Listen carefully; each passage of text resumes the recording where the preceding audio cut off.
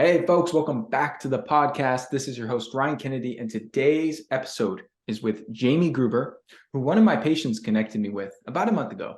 And just in our first conversation, I love this guy's energy, demeanor, his desire to serve. And in the short time I've known this dude, he's provided a ton of value to my life by asking me to present to his mastermind called Emerge. He hosted me on an awesome interview on his podcast called Tribe of Millionaires, which I encourage you to check out. And I've been tuning into his weekly newsletter, Confessions of a Midlife Entrepreneur, which Jamie is freaking epic, dude. It's witty, it's well written, it's packed with all sorts of tips and stories. And every time I open that thing, I'm like blown away by the amount of, you could just feel how much intention and effort you're putting into it. You're not just going through the motions to put something out and put words on the screen, but it really feels like you're putting something special together. So every week I'm like, dude, this guy's putting some gold out here. So a little bit of background on Jamie.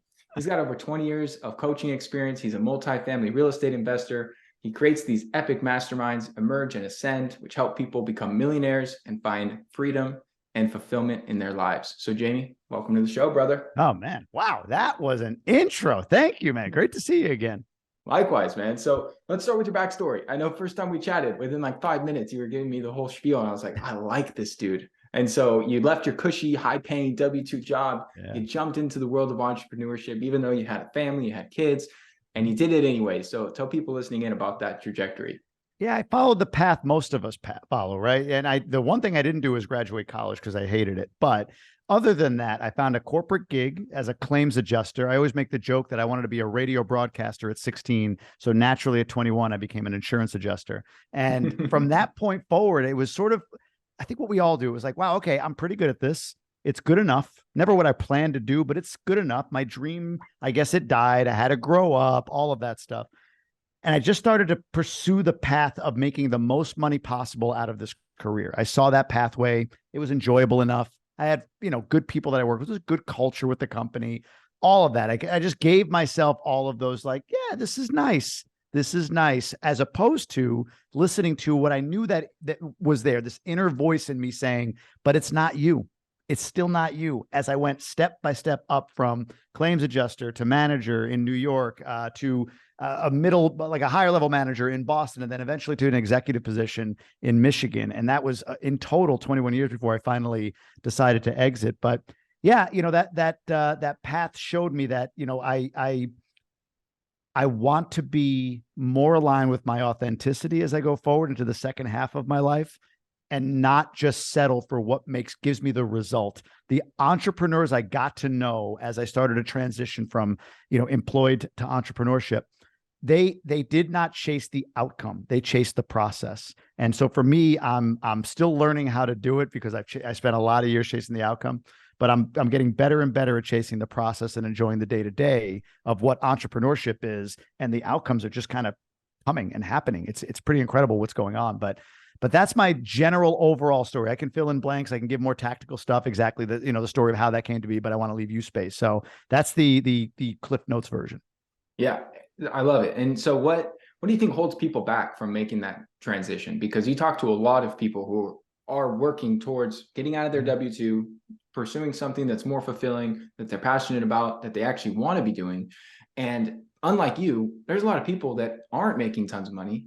They hate their W-2. Like, it sounds like you were in a pretty good spot. Like, it's not like you were miserable and just banging your head against the wall and then not having much of a paycheck to show for it. Like, I would say majority, over 50% of people out there in the world are probably in that position. So what inspired you to be like, well, I'm going to go from this good thing to pursue this unknown thing that could be great, but could also not be great? You don't really know what you're getting into. It's a great question. You talked about, I'll answer that. And you also asked about what holds people back. And there's a few things that jump to mind with that I want to touch on. So I think the first thing is we accept like.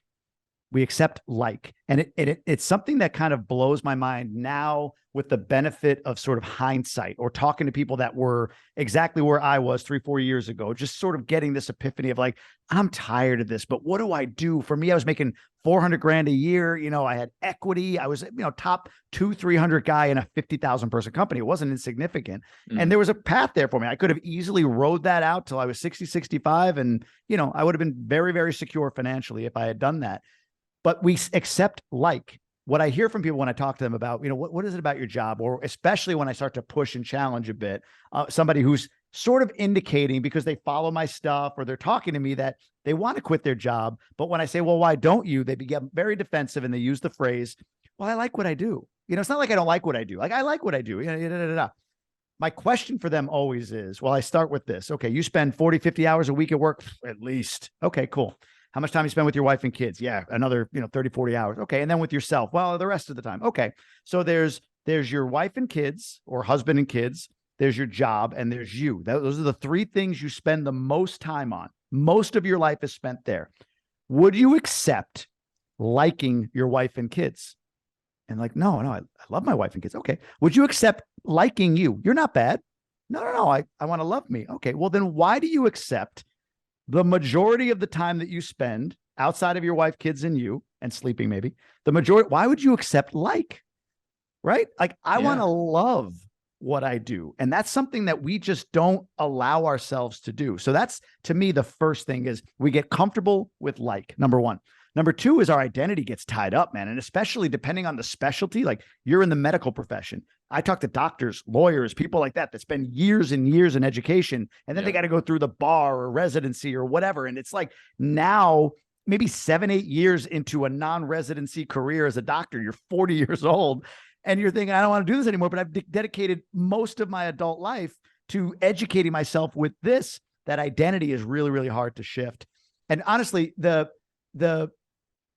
biggest thing to me beyond those two that I think people would say is there's a fear of failure. Mm-hmm. I don't believe that that's the case. I do believe there's a fear of failure. I'm not going to just walk past it. Failure, though, in what? And when you think about failure, it's like, what are you really going to fail at? Like, you're employable. You can get a job, right? You're not going to live under a bridge. You're not going to lose everything. And I mean, if you did, then it's like jump off the ride if it's not going well. If you quit your job and you're in this entrepreneurial endeavor that's going to shit, get out of it and go back and get a job. I mean, that's the reality. You might have to downgrade your lifestyle a bit, but you're not going to go to zero, more than likely. But the bigger fear, I think, behind fear of failure is fear of judgment. I think that's what really drives fear of failure. And the example I always use is this: like, you ever been walking down the street and like trip and fall on like a sidewalk? Like the thing is, not level, and you trip and fall on the sidewalk, or you bump into a piece of glass that you didn't realize was not, you thought it was a clear walkthrough or whatever. If you've ever had that happen to you, like, what is the first thing you do after you do it?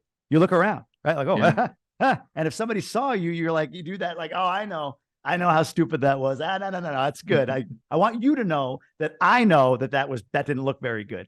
If no one's there, you just kind of go about your day. If you could fail in a vacuum, if you could fail miserably and no one saw it, I really believe the fear of failure becomes very minimal, and the fear of judgment for that failure is what it becomes. So that, to me, those to me are the three things. You asked a second question about, what led me to the decision, but I'll pause there unless you just want me to roll into it. No, I wanted to highlight that distinction, man. That's dynamite, because you're right. We fear the judgment of others because we care what people think about us. And as much as there's like these memes on the internet and these motivational speakers who are like, don't care what people think about you, it's human instinct. It's, we've evolved to want to fit into our tribe and want to abide by our community's expectations, because that's what helped us not be left behind and outcast in these, more ancestral times. And now in today's world, everything you do is put out on the internet and on social media for everyone to see. And I remember just starting out on my journey. I mean, I obviously had a different path than you. I just went straight into entrepreneurship. I never worked a W-2 job, and I just looked at the opportunities available to me and thought, why would I go work for some company and make, pretty lousy pay when I could go do my own thing, make more money, not have to answer anyone, dictate my own success through my actions, and be performance-based. So my mindset was always there from the start. What's funny is I believe like when I talk about fear of judgment, So there's two levels of judgment. There's judgment from others and there's judgment of yourself, your own self-judgment. And this is for anybody who listening that's like me. Maybe you're 35, 40 and you've got this like entrepreneurial idea, but you're not the guy or gal that opened the lemonade stand or started the landscaping company when you were 7 and hired all your friends and just had that natural instinct like you did toward entrepreneurship, or that natural sense of like, why would I go work for somebody? Like, I'm a guy that came around to that at 38. Not at 19 or 16 or 15. But I think the folks that do, like you, that dive into entrepreneurship early, I honestly believe their fear of judgment, the level goes like this. It's fear of self-judgment, like I'm not enough, right? Or I'm going to judge myself. And secondarily, fear of others. I think those of us that are more midlife entrepreneur, like is what I call myself, it's fear of others' judgment, and then secondarily your own. I think we subordinate our own judgment to other people's judgment. That's what keeps us in place. Whereas we both have the fear of both, but I believe that your fear, this is my assessment, the Gary V's, the folks that we look at like true blue entrepreneurs, their fear of judgment is their own self-judgment of themselves. And then after that, close second is fear of judgment of others. I've noticed that in the highest performers and the entrepreneurs that I've gotten around that are more like from the very beginning had this instinct toward it, that's the level of judgment they go through, if that makes sense. No, that makes total sense. And I think a lot of fear of judgment comes when people judge other people heavy. Like when you're totally judging other people and you're talking a bunch of shit about people behind their backs, then you're like, oh God, what are they going to say about me? Because you're in that mentality of like, people talk shit about you, because clearly I talk shit about other people. So it kind of just breeds this whole like negative energy cycle that I think people fall into, and then it cripples them from taking action. You shared a couple other points I wanted to highlight, because there is this sunk cost fallacy where it's like, I've dedicated this amount of time to my education, this amount of money, I went through these steps, I got up the corporate ladder. But the way I've always looked at it is like, are you going to continue to just allow that to kind of mess up your future? Same thing if you get burned by, a mentor or a coaching program or a relationship, and then you're like, this stuff is crap, I'm not doing this anymore. If you're going to let it continue to burn you by missing out on future opportunities, rather than just kind of cutting ties there and saying, listen, didn't go the way I hoped, I learned a lot, now I'm going to move forward so that it doesn't continue to fuck me over as I, go through my life. So I think that's another good distinction for people to make, is it's like, the longer you stay in the turmoil or whatever path you're in, if you're not happy, it's only going to make it worse. It's not going to make it like, well, now the schooling and this time was totally worth it, because now I'm miserable for another 10 years instead of, another 2 years. It's like being. Dude, I love that. I love that. And I'll just to accentuate that. I believe that the first level of do I quit my job is, do I have something to run toward, or am I simply running away? Right. So if I have something to run toward, if I've got a business I've built and a portfolio I've created, a passion project that I've started, and I got something to run toward, and I'm going to walk away from whatever I've done with gratitude, not run away from it and say, oh, thank God I'm done with that. Because that to me has a greater chance that you're going to have to go back and get it. But if you got something to run toward, then the pace at which, when you're fully aligned with your purpose and you've created this vacuum for yourself of removing not only the hours that you work at a job, but the amount of non-hour related energy that goes into that job, like Sundays suck, you don't sleep at night, like just how it sits on you. When you get rid of that, for me, it took me 21 years to make 400 grand.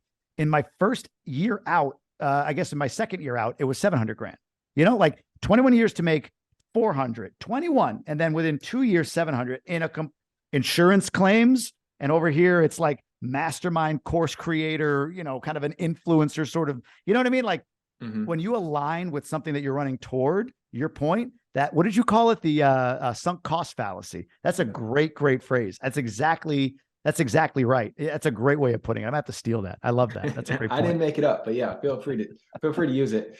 And then the last thing I want to highlight of what you shared that I think is important for people to think of, and I first heard Tim Ferriss talk about this, is this kind of exercise of fear setting and identifying like, what is the worst case scenario? Like, let's say you do go to zero.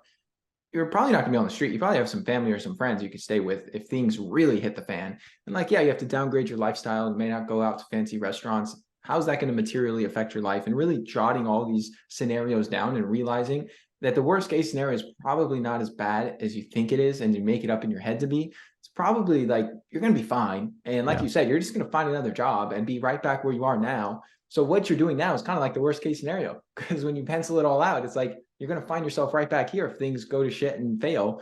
So you might as well go for it, because I've heard you speak about it. And with your journey, it's like, this kind of is the worst case scenario. Best case scenario, you can't even fathom the best case scenario. There's That's it. infinite opportunities, infinite possibilities. And I think that's a pretty good trade-out if you're looking at it from like an investment perspective, or looking at it like weighing the risk reward ratio. It's like, well, got infinite potential and opportunities, or I'll be right back here. Right, Doesn't right. sound too Yeah, bad. exactly. Fear setting is a great exercise, whether you do it formally or informally, but that inverse risk analysis for sure. It's like, well, the downside is pretty capped. Like I can afford a 2-bed apartment with my family. That would suck, but I could afford that. We'll have health benefits, whatever. We'll live. But Yeah. what could happen is exponential. It's unlimited. Who knows, right? But you get one crack at this life. So do you take a shot now, or do you wait for the second life that you hope comes? You know what I mean? Like at a certain point, you got to pull the trigger and go, because this is no dress rehearsal. You get one shot. So no, I love that, man. Great point. And so continuing along your journey, you left your job. At what point was it, while you were still working in the corporate gig, or after that you got into real estate investing? No, before. So it's funny. Like before I took the promotion to be an executive, I was doing a bunch of jobs laterally within my company just to get the experience. Like in my mind, looking back, it was like, I don't like what I do. It's because I'm not an executive. Once I get that executive role, so I would just put my head down and go do these other jobs that nobody else wanted to do at my level, thinking like that. And it got me the job, thinking that was going to be the satisfaction point. But somewhere in there, and I always say there's like this little inner voice that said, yeah, but if it doesn't work out, like, I'm not so sure this is really what you want. I didn't hear that voice very well at the time, but something drew me to, you should buy real estate. And I had a single family house. When I moved from New York to Boston, it was '08. It was, I couldn't sell the house. So I kept it and I was renting it out, but it was like I hated it. It was like this property I didn't want to deal with, and I didn't look at it as an asset. And now my mind 7-8 years later is going like, well, this real estate thing, like, well, you got one. So I kind of convert that mentally to being an asset and then go buy more. And I bought a couple of duplexes and fixed them up. And then, I found this GoBundance community and I started to talk to them about next steps. And that led to like multifamily. So I bought a 16 unit. So I was doing all of that while at the job. So I always say that, like, I had the job, I was self-managing 16, 20, 25 units, 21 units, something like that. Job, self-managing 21 units, wife, kids. And I had another community that I was running at that point for multifamily investors. So lots of stuff going on while still at the day job for sure. Yeah. So tons of free time, no stress. Yeah. It sounds great. Yeah. Well, that's the thing. Like, the one question people have, and it's a good one, is like, how do I balance it all? And there's two things. Mm-hmm. One, you don't. There's no such thing. I don't believe in balance. I really don't. Like, I don't believe in balance in terms of like 17% was spent here, 17% was spent there. Mm-hmm. That's what people, I think, picture balance being. I think you can have balance across the things that matter most to you. Like, I spend time with my family and I grow my personal life or my personal development. But the thing that I ask people when they say, I don't know how to do all of this, I have my job, I've got this side hustle I'm building, I don't want to, be derelict as a father or a husband or a wife or a mom. I always ask this simple question. Like I said, do you do your own dishes? And 100 out of 100 people say yes. And my point in asking that, it may sound ridiculous, is if you really look at your time in a day, if you're doing your own dishes, if you're mowing your own lawn, if you're, doing your own laundry, if you're cleaning your own house or changing your own light bulbs or prepping your own meals, and you have a W-2 job where you can take that capital, even if, look, go down to no 401k contribution, or, go down to zero on your W-4 form, whatever you got to do to just get a little more money in the bank for a short period of time, monthly, that you could spend and invest it in all that shit being done for you.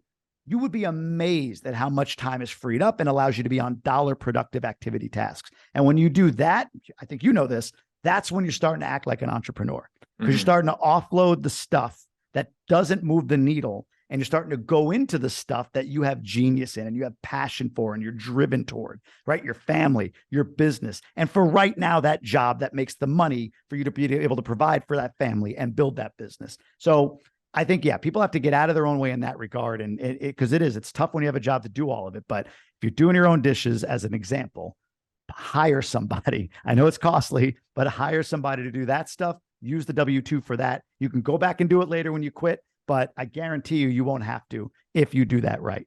Yeah, I completely agree. Outsourcing this stuff is absolutely key, especially if you don't like it. Like, I don't do dishes, I don't do laundry, I don't like this shit. It's not a good use of my time. And so that's, I think, a huge unlock for a lot of people. And for whatever reason, the mindset for people is like, I can't afford that. I can't afford that, Jamie. But then I could afford like this designer clothing and this new handbag and this new, whatever you want to $700 a call month it. BMW payment. Yeah, exactly. That like right. I absolutely don't need. Yeah. Like objectively speaking, there's no reason I need this like new fancy article of clothing or material possession. But that would afford you the ability to hire help to buy back your most valuable resource, which is your time. Like without a doubt, our time is infinitely valuable for all of us. And so that's one thing. And then the other thing is to expand on what you said. When people really analyze like how they're spending the time, because I talk to people who are like, man, I don't have time to exercise, I don't have time to cook, I don't have time to eat well, I don't have time to get enough sleep, you name it. I'm like, well, I want you to check how much time you're spending on social media, how much time are you watching Netflix, how much time are you actually wasting on just like these mind-numbing entertainment activities that you could use for these other things. It's not that you don't have time, it's that your priorities are not in line. And so I always teach people like, figure out your priorities, because you're right, balance is hard, but you can have priorities, and that can help to create a better structure in your life so that you do get the things done that really matter to you. I love that, man. I remember I love football, but I didn't watch it for years. I didn't miss it, I guess, after I started. But I mean, think about it, it's like 3 to 7 hours a Sunday that I could be doing something different with. And honestly, most of the time it was just time with the family, but that was my time with them. And now my kids are starting to get into it, so I'm starting to watch it again. But yeah, to your point, there's some sacrifice there, and that's what you do. You sacrifice that stuff. So you get into real estate, and it's awesome that you formed a business, because with the path you were on, the way my mind would work, and I think a lot of people's would be like, I got to keep working this W-2 so I can keep investing in real estate, so I can get out of the W-2, because now my passive income and my assets produce enough cash flow to cover my lifestyle. And so what made you think like, screw that, I'm just going to go straight into entrepreneurship and leave this W-2, even if it means putting real estate investing on pause for a couple of years? I think I just reached the point at which I could not bring myself to care anymore about the day job, and I'm sure I could still, muster up enough because of, I had a big group, 150 people in my organization, different levels, those people I cared about, but it was just like, wasn't enough. And, truthfully, I got to this point where for me, I was probably about 50% of my expenses were covered with passive income. So I wasn't there yet. I had about a year, maybe a year and a half's worth of money in the bank saved that I earmark, honestly, like for investment, like, oh, but that's my investment account, right? I got to buy more real estate and all that good stuff.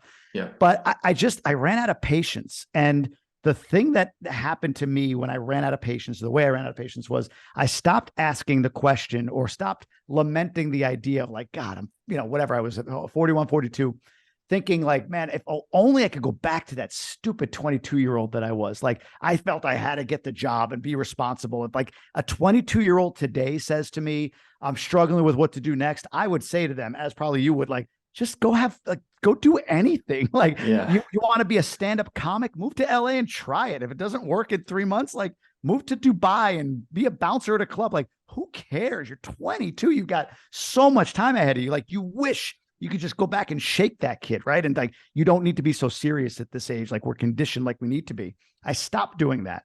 And for a moment, I looked at 90-year-old me, who's, if I'm 41, 42, and I'm saying, man, I got wife, I got kids, she doesn't work, health benefits, a mortgage. If 22-year-old, man, if I were 22, this would be easy. Well, okay, in place, what would 90-year-old say about 42-year-old? And I just decided, it was like, I'm the only one that knows that guy. No one else knows 90-year-old me except me, truly. And he wouldn't say to me, well, first he would say, look, you're 42. Your life isn't that complex. All right. You got a couple of kids. You're young. You're in your prime earning years. You'll be okay. Like, I'm 90 and about to die. Like, that's the complex life right there. Like, I'm out of time. That's it. Life over. Nothing left to do. I don't think he would then say, so what I want you to do, younger me, 42-year-old me, is just grind it out miserably for the next 10, 15 years and just waste that time. He'd say, go, take the leap, make the jump. So that was one thing. The other thing is, I got familiar. Have you ever heard of the law of vacuum prosperity? I haven't.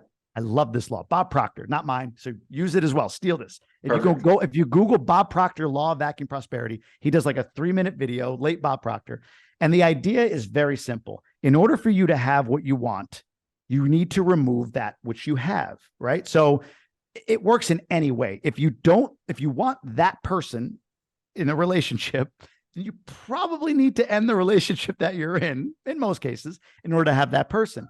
And what happens is when you remove the thing that is in the way, when you create a vacuum, prosperity will fill that vacuum. You know, the greatest example is a closet, right? If you went through your closet right now and clean out all the clothes that you don't wear anymore, right? You just got rid of it. And you got like, 6 random things hanging on hangers. That would be my closet because I wear the same thing every day, I feel like. So you got 6 random things hanging on hangers. If you go back in 6 months or 9 months, the closet's not going to be empty. It's going to be filled up with new clothes. Maybe they represent your personality or your style or your brand now, right? Like you create the vacuum and prosperity fills it. You want a new couch, you got to remove the other couch to put it in its place.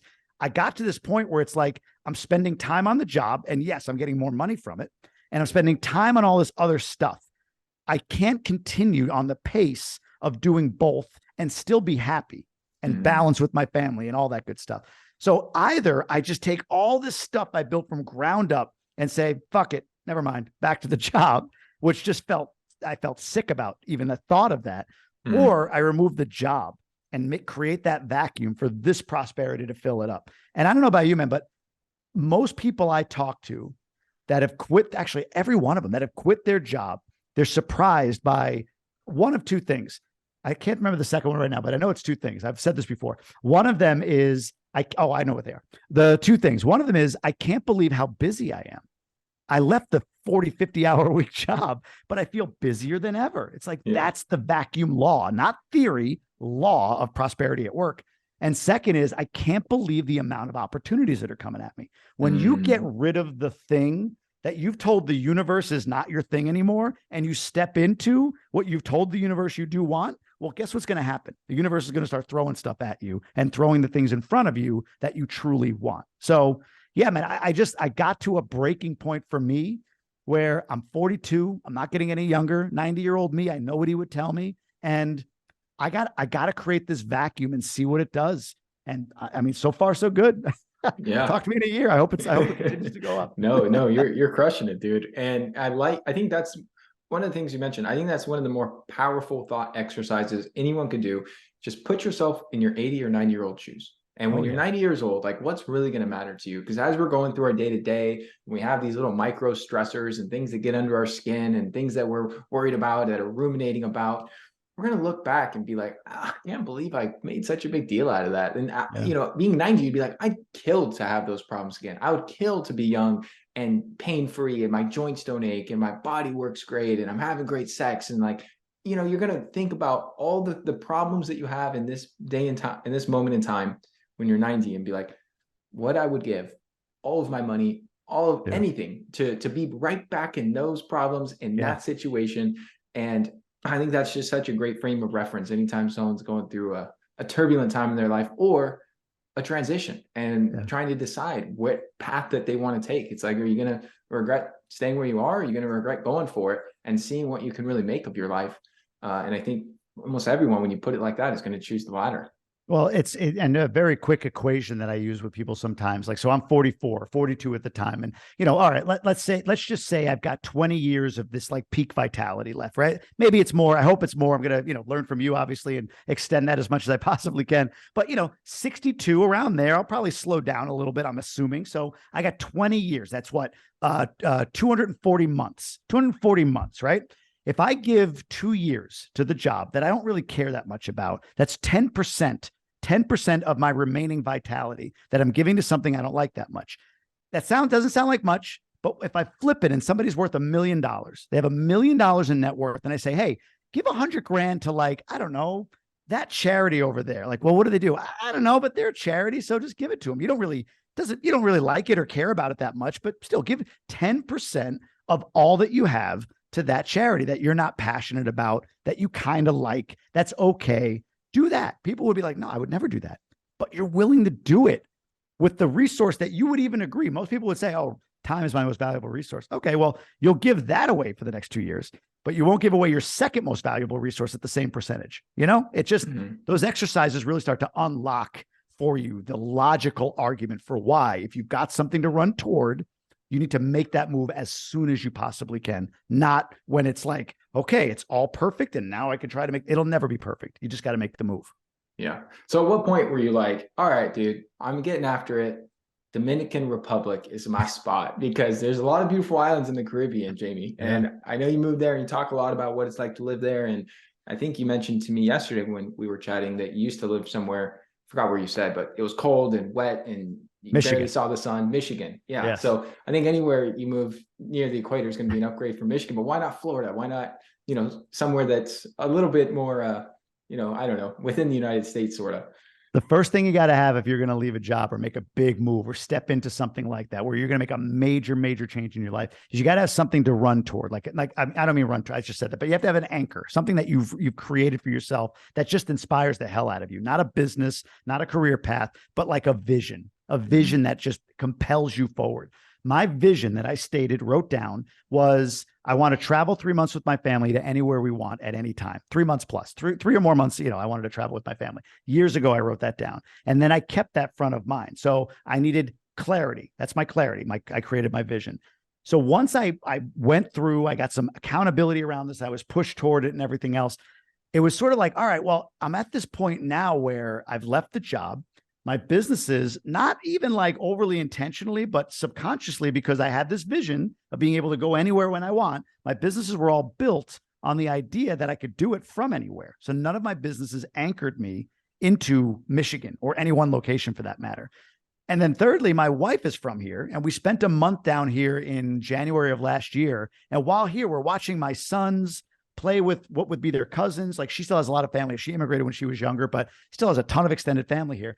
Watching them play with these kids, and they're trying to understand each other language wise, and it's a different culture. And we're like, what if we gave them this experience? So why not make the move? So two things. One, it gives my family an experience they haven't had before. Mm-hmm. And two, it takes away me being a hypocrite when I said that my vision is to travel for 3 months or more with my family anywhere we want to go. And now I have the ability to. So it's time to go. So we did it. We moved in August of 2022. We'll be here for at least a year, maybe 2 years. And it's been exactly that. Our kids are learning Spanish, slower than maybe we hoped, but they're still learning it. I'm learning a little bit, mostly when I go to restaurants. I know how to navigate that conversation, but restaurants are gas stations. But it's been an incredible cultural experience. We're going to be traveling the country over the next few months, a bunch of different locations we want to check out that my wife knows about. But yeah, my wife is from here. That helped. But even if she wasn't, we were looking to do something, go somewhere that just gave us expanded context, if that makes sense. I love that. Yeah. I love that we're doing that for our kids. It stretches them out, and their expanse on the world just goes way, way bigger. Yeah, it's certainly a powerful thing. Okay, so circling back to real estate, I'm curious if you have any recommendations, resources, advice for someone who's looking to break into commercial real estate. Let's take myself, for example, or someone like in my shoes, where I have a portfolio of single family rentals and duplexes, triplexes, kind of small multifamily. And I like to take it to the next level. I'd like to start buying apartment buildings. What are some initial steps or resources you point someone to? Oh man. So there's so many good things here. First off, when you go into the multifamily space, commercial lending is a different beast in a good way, right? Commercial lenders they treat it way different. Like if you're buying single families, duplexes, that sort of thing, they're looking at your credit rating. They're looking at your debt to income. They don't allow rents for a certain amount of time until, like you own it for a year before they'll allow it towards your income. So you get capped real quick. Plus, if you're buying Fannie Freddie backed loans, you can only have a certain number, right? Like 10 of them or something like that. Commercial is a team sport. And I say commercial, meaning commercial financing, which 5+ unit multifamily would be, which I know you know. So commercial is a team sport. So the first thing I would say that you need to do is find the team. Even if you can afford to be all elements of what the bank wants in order for you to buy the property. And when I say all elements, if you've got the liquidity requirements that they need, if you have the net worth that they need, if you have the experience that they need, all of that. If you have the down payment, the at-risk capital, if you've got all of that stuff, only you, great. But find the manager that you're going to use, because you shouldn't self-manage. Find the broker that you can get in bed with and say, hey, look, I need you to send me those pocket listings. I'm a closer. I've got this portfolio, that sort of thing. But I think taking it a step further, what I learned, and I don't know, honestly, if you can bypass doing it all, meaning like you own the property, so therefore you're going to learn the underwriting, the operations, all of that stuff. But what I learned quickly after buying a few multifamily properties was I don't love the business of real estate. I don't love underwriting. I hate asset management. I don't like those things. what I love, and knowing myself, I love talking to people. So investor relations comes naturally to me. I love marketing, social media, that sort of thing. So marketing, the kind of the people aspect of real estate, I really, really enjoy. I ran a meetup group for a while, but yeah, I mean, that whole thing, like underwrite 5 deals this week, that was heavy. That was heavy to me. That always, it's still to this day. Like I'm going to underwrite a deal, get into a spreadsheet. For some people, very light, awesome. For me, it was, I'll go to this meetup and meet people and, present what we're doing. No problem. Very light for me. So what I would suggest to anybody going into multifamily is know thy skill set and allow yourself to find the operator that you can insert that skill set into. So there's three different personality types that add value in commercial real estate or in multifamily real estate. The first is the integrator, somebody who's really great operationally, can take the vision that somebody has and integrate it into reality, like the field general. The second is the analyzer, somebody who can dive in and look at underwriting and deals, and they love optimizing the spreadsheet. They just geek out on that, right? And the third is the influencer, the person who is going to be, or the connector, I guess you could say, that's going to be really out there, like pounding the pavement, talking to people, going to meetups, all of that stuff. So typically when you find operators in your market that are doing deals at scale, that already have the broker relationships, that already have the systems and the processes, and you can take your experience and what you love and insert yourself and fill a gap for them in exchange for equity, to me, that is the greatest way to break into commercial real estate. Go in as a team. Doing it alone is just a lot harder unless you've got incredible brokers who are going to prioritize you. Most of the time, you're going to be their third or fourth email list that gets any deal. And by that time, it's either not a good deal, that's why it got there, or any good deals are taken up by list number 1 or list number 2. So I think you have to know what you're passionate about in commercial real estate and find the partners or the other people that work for you or whatever to supplement what you don't love. So if you want to hire the underwriter, if you want to hire the integrator and you're the connector, you're the person that goes out and markets and meets, great. But plug in with a team or create one with the people that are doing the things that you don't love doing is my suggestion in commercial. Excellent advice. And I think I know the answer to this one, but I'm going to ask it anyways. Where would people go if they wanted to connect to some of these people who are, filling these roles that they might not have, bringing the capital, bringing the experience, bringing some of the knowledge, if they're willing to do the hustle, or maybe they have the knowledge, but they don't have the time, or maybe they have the money and they don't have the other two. Where do you suggest people look to connect with other people in the space? Free or low cost, go to meetups, local meetups. And here's the key. It's go every month or week or whatever the cadence is of the meetup. Like I ran a meetup, man, and the people that came every month, I almost felt bad because it's like, why do they keep coming back? Like nothing's happened for them. But month 9, month 10, month 14, like boom, they came back consistently and they all of a sudden partnered and closed on a deal and all of that. The people who fizzled out, I went to 2 meetings and I didn't get anything out of it. Those are the ones that never, ever make it in real estate. So go to a local meetup, stay consistently there, add value to the person organizing it, help them out, whatever it might be. That's the low cost level. The faster, more efficient, more effective way, in my opinion, is join a mastermind group. Join a real estate mastermind community, something like a GoBundance, whatever, where you're getting around real estate entrepreneurs, because you're going to be in a room with people who are proven in that regard. They know what they're doing and they've got the opportunity, the connections, the resources. So low cost, go to a local mastermind, a local meetup. Higher cost, and I think more efficient is join a mastermind group. Love it. All right. I want to wrap up here with some rapid fire questions. You're welcome to go into as much detail or length as you want on these. But first one is going to be, what teacher or teachings have had the greatest impact of your life? Oh boy. Could be a person, could be a book, could be a course, could be any number of things. So it's funny. Like right now I'm reading this book that's actually really, really impactful for me. It's called 10X is Easier Than 2X. This book is insane. It's really, really good. And so I'm learning a lot from him. The author is Benjamin Hardy, who I've gotten to know. He's written The Gap and the Gain, Who Not How. So he's a guy that I learned a lot from. Brandon Turner has been a guy. He's a big real estate guy. He's in this GoBundance community with me. We keep in touch. He's another guy that I've just learned about big vision and, like just putting it out there and letting the universe sort of fill it up behind you as long as you're in action. But the book, the book that's changed my life the most, I feel, is called Outwitting the Devil by Napoleon Hill. One of my favorites out of all of his books. Like, His other books get a lot more notoriety, but Outwitting the Devil is so damn good. It was so ahead of its time, man. Agreed. It wasn't even published when it was written because it was controversial. Like, he's like talking to the devil in the book. So it was published in like 2013, written in like 1915 or something. But the book, it really speaks to the reason why I quit. You asked why I quit my job. Like, he talks about drifters.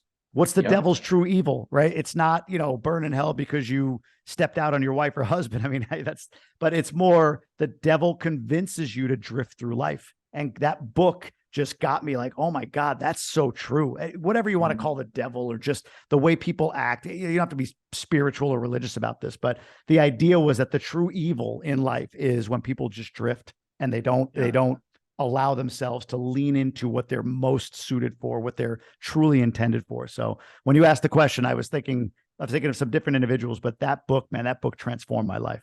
Same. Everyone thinks of like Think and Grow Rich, Napoleon Hill, and that's obviously massive bestseller and a great book.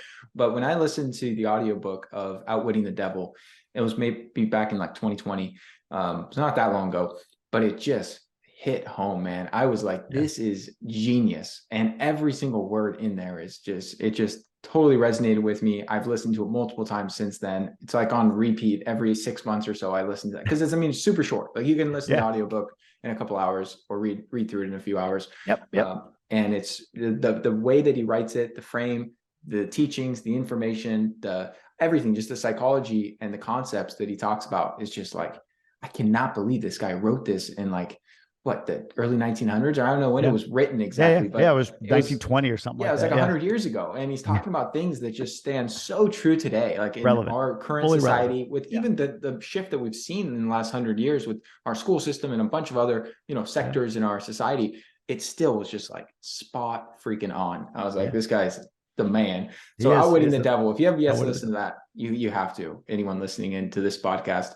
And then, all right, next up, Jamie, if you can narrow it down to one thing that has had the greatest impact on your success, what would it be? One thing that's had the greatest impact on my success.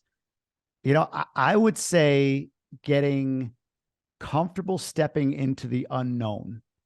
That's a lot of coaching, a lot of work on that, right? But I learned through a really good coach that I have, Jason Trees. I learned that and he's right. There's the true exponential growth happens when you step into the unknown. When you're looking at whatever it is you want to do, and you're standing kind of like on this side of it, and not the unknown that is unknown, but like the unknown, right? Like, you step into like, I don't know what's going to happen. I don't even know what I don't know. Like, when you step there, that has transformed my life quickly, and it's created things in my life I never ever imagined possible, including moving here. But people usually stand back and look at it, and they start to think of all the things. Well, okay, but what about this, and what about that, and okay, like quitting the job. What about health insurance? What about this? What about that? And it's like, quit, and all of that stuff will figure itself out. It just, like, once you step in there, like, all this noise circulating around you, and all of a sudden, like, you walk into this room and it's all lined up. Like, oh, okay, this is next, and then that's next, and then that's next. That's pretty easy, So stepping into the unknown and getting comfortable with the idea and getting excited about, I'm about to go someplace I've never been and I'm not sure of. This is fucking cool. Like, that mindset, getting there, that to me is the thing that's transformed my life exponentially over the last few years. Yeah, embracing and leaning into that discomfort, man. It's an unlock. It's the cheat code. All right, next up. What was your greatest setback, and what did you learn from it? My greatest setback was going back to the job. It was going all in for something that I thought externally would fulfill me internally. So I went after this position because of the perks, the benefits of it. And when I got that job, I got with it a boss that I was just completely misaligned with, that I didn't like, that she didn't like me. I got a situation that was not aligned with who I am. So that was like 2017, that whole entire year, putting myself in a situation and I guess be careful what you wish for, getting exactly what I wanted, and then realizing how this is not at all what I wanted and how I was seeking external validation.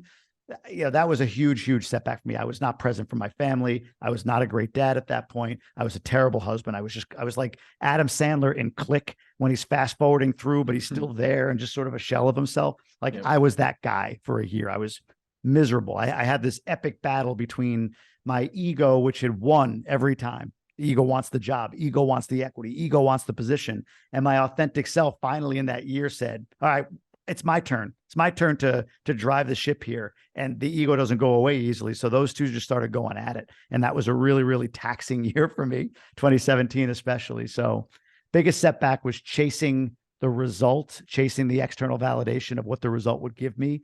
Even though logically that you can't be fulfilled externally, it's got to come from within. I couldn't see it. I had blinders on and I chased it all the way to Michigan, to a place I'd never been before. And yeah, major setback for me. What is the piece of advice you find yourself sharing the most? Go, just do. You have to go. Like, so real estate's a great example. A lot of people say, what about this? How do I get involved? And I'm like, do a deal. You just do a deal. Like, educate yourself enough, know how much, what's the price, what's the rent, reserve some for expenses and taxes, understand all of that stuff, and then do it. But what most people do is they listen to like every episode of Bigger Pockets, and they write down, the one mistake each person in all 500 episodes made. And then they use that as like an equal checklist for every deal they look at. So it's like, oh, what about this deal? Wait a minute. Don't buy with flat roofs. It's like, well, you don't buy with flat roofs in Cleveland, maybe, but it's a little bit different if you're in South Carolina, for instance. But they go through this like, okay, don't make these mistakes. And it's like, you don't know what it is to be a parent and not sleep at night and worry about a human being until you're a parent. You just can't know that. Like, you can logically have an idea. You can read books, you can listen to podcasts, you can talk to other parents, but until you become a parent, you don't know what it is. And then once you overcome those challenges, you're resilient. Same thing with real estate, quitting a job, taking a job, whatever it is. You just have to do it. And you're going to learn from doing more than you are from, thinking about it. So I always say, turn ready, aim, fire into ready, fire, aim, because you only learn after you fire. You truly learn after you fire how to aim. You can't aim before you fire. Unless you're killing somebody, then you probably should. Experience is the greatest teacher. I love it, Jamie. Well, dude, this has been epic. You've shared a ton of great insights, man. Appreciate your time today. Where can people go to learn more about you? Where can they sign up for your Rockstar newsletter? I mentioned at the beginning. Steer these people to your stuff. Easiest thing, just go right over to Instagram at the Jamie Gruber. There's a link in my bio that you can register for the newsletter. Comes out every week. Confessions of a Midlife Entrepreneurs. Midlife Entrepreneurs, you said, I share all the messiness, all the craziness, all the disorganization that I am, because I think a lot of people think it's more, people are more like, with it, or they've got it all together when they do something like I did. And nah, I'm not, most aren't. So that newsletter reveals a lot. So Instagram's the best place. I'm glad you mentioned that too, because we highlighted a lot of the benefits on this episode, but it's a tough journey with a lot of turbulence, without a doubt. I don't care who you are, what type of success you're achieving financially. It's like when you're on your own, it's tough. And so I do like the vulnerability and the insights you share as you trip and pick yourself back up, and the lessons you learn and all that. So I appreciate you, brother. Thanks for coming on. I am looking forward to a continued friendship. Like I said, we just met each other, but I know that you're a special dude. And I appreciate you taking the time today, man. Same. I appreciate you, man. Thank you. Thank you so much for tuning into today's episode. If you found it helpful, please share it along to anyone else you believe it can serve. You can submit your own question to be answered on the show by going to ryankennedyhealth.com/podcast. Be sure to subscribe and leave a review for the show. Your feedback helps to support me on my mission to positively impact as many people as possible with this information. Please note, the information depicted in this episode is purely for informational purposes only. Please consult your healthcare professional before making any changes to your lifestyle or routine.